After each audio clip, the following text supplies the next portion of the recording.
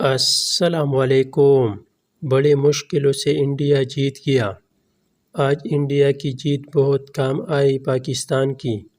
اب 14 ستمبر کو پاکستان اور سری لنکا کا سیمی فائنل میچ کھیلا جائے گا۔ جو جیتا وہ انڈیا کے خلاف فائنل کھیلے گا۔ مجھے اپنی ٹیم پر اپنے پلیئرز پر پورا یقین ہے کہ وہ کم بیک کرے گی، ایک نمبر 1 ٹیم کی طرح۔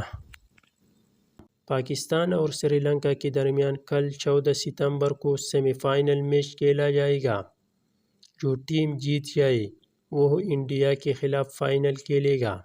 انشاءاللہ ہمیں اپنی ٹیم پر پورا یقین ہے کہ وہ اچھا کم بیک کرے گا اور فائنل کے لیے کوالیفائی کرے گی۔